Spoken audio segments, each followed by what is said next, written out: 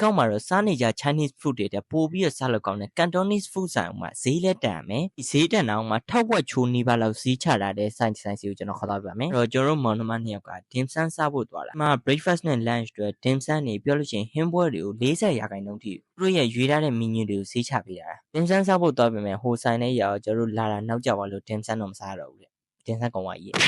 တော့ကျွန်တော် lunch ပဲစားခဲ့လိုက်တယ်အဲ့ lunch ထဲမှာကျွန်တော်အစားကျင်ဆုံးတစ်ခုရှိတယ်အဲ့ဒါတော့ဘဲခင်ပဲဒီဆိုင်ကအကင်နဲ့ပတ်သက်ပြီးတော်တော်နာမည်ကြီးအကင်ထဲမှာအထူးသဖြင့်တော့ဘဲခင်ပေါ့အဲ့မှာ imported ကိုသုံးတာပြလုံးဝjuicy ဖြစ်ဖြစ်အီလေးရေကုန်းကကျွတ်ကျွတ်လေးနဲ့စားရတာ share ပဲကျွန်တော်ကတော့စားကောင်းတယ်ပြောနေအောင်ဘေးကတယောက်ကတော့အယိုးကိုက်လို့မပြီးသေးဘူး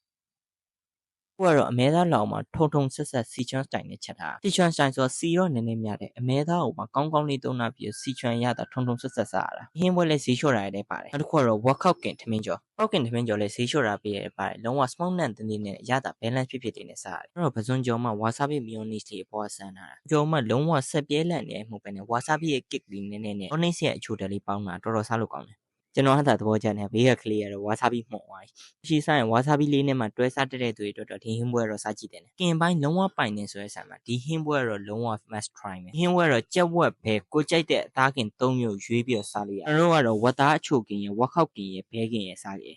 ဟင်းပွဲတော့ကျွန်တော်ကြိုက်လုံးမှာပြလုံးဝအီတုံနေအောင်မှာအပေါ်ကနေပဲငင်ပြားကြီး sauce နဲ့လောင်းတာအမှတော့ကျွန်တော်ညမှာသားကြီးလည်းမပါပဲပြားကြီးပဲဆိုတော့မစားဘူးလုပ်လိုက်တယ်တကယ်နဲ့စားကြည့်တော့သူလည်းကြိုက်သွားတာပဲပဲပြားကိုလည်းသူတို့ကိုယ်တိုင် homemade ကိုသုံးထားပေးပြီးတော့ဟင်းပွဲလေးစားလာရင်လည်းအေးတယ်အေးလည်းပြည့်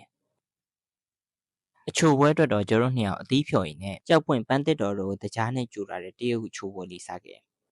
ဒီဆိုင်ရဲ့အပြင်စင်ကိုကြည့်လိုက်လို့ရှိရင်လုံးဝဈေးကြီးမဲ့ luxury ဆိုင်လို့ထင်ရတယ်ဒါပေမဲ့စားတဲ့အရသာတကယ်ကောင်းတယ်ဈေးရလည်းတန်းတယ်လို့ရှိရင်အေးဆေးစားခြင်းတဲ့သူတွေအတွက် private room တွေလည်းရှိတယ်40% discount ပေးနေတာဒီလကုန်ထိပဲရှိမှာမလို့ဒီလမကုန်ခင်အမြန်သွားစားလိုက်နော်အိစာကတော့ Canton Paradise ပြည်အောင်စုရိပ်သာလမ်းနဲ့ KB လမ်းထောင်မှာရှိပါတယ်ခင်ဗျာ